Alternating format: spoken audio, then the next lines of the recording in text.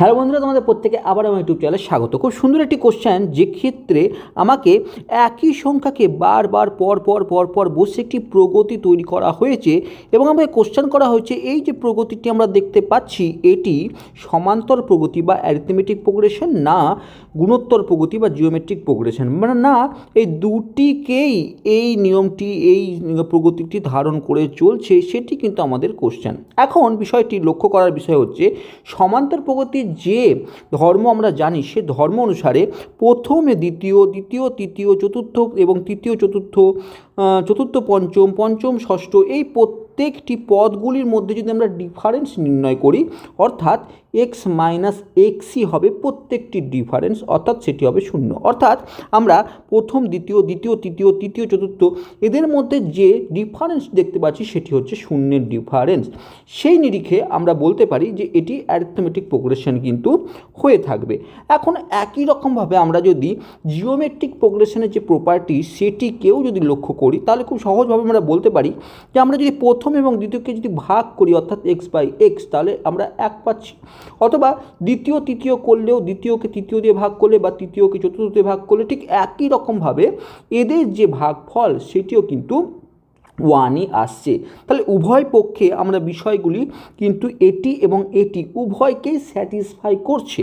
তাহলে সেটি দেখে আমরা খুব সুন্দরভাবে কিন্তু এই অ্যান্সারটি ঠিক হবে বলে আমরা বিবেচনা করে নিই। কিন্তু এখানে আসে আসল মজা, যে যখন আমরা এই বিষয়টিকে চুজ করি কিন্তু আসলে এই উত্তরটি সঠিক নয়। উত্তরটি কী হবে? আমরা উত্তরটি যদি দেখার চেষ্টা করি খুব সুন্দরভাবে, উত্তরটি হবে এটি অ্যারিথমেটিক প্রোগ্রেশনে আছে, না এটি না এটি। কিভাবে?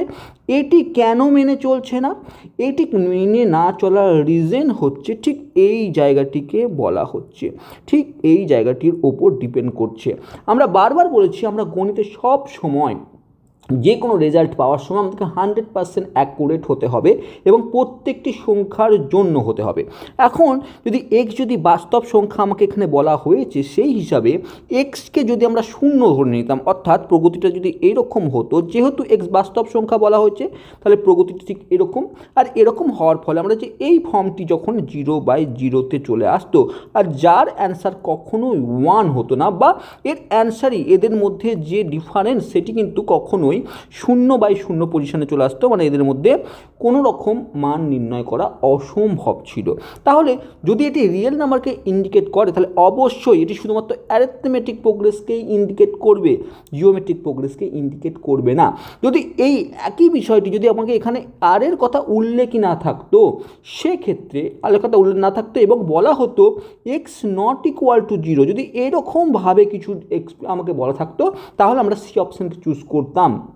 কিন্তু যেহেতু এখানে এক্স বিলংস টু আর বলেছে, তাহলে আমরা অবশ্যই এটি অ্যারিথমেটিক প্রোগ্রেশন হবে, জিওমেট্রিক প্রোগ্রেশন হবে না, এই অপশানকেই চুজ করব। তাহলে বুঝতে পারলে এই ভিডিওটি বানানোর উদ্দেশ্য শুধু একটিই ছিল, যে ছোট্ট ছোট্ট শর্তগুলিও আমাদের অনেক কিছু বলে দেয়, আর সেটি এই কোশ্চেনের মাধ্যমে আমি বোঝাবার চেষ্টা করলাম। যদি ভিডিওটি ভালো লেগে থাকে অবশ্যই চ্যানেলকে সাবস্ক্রাইব করো, আর এরকম ভিডিওর জন্য চ্যানেলকে অবশ্যই ফলো করো।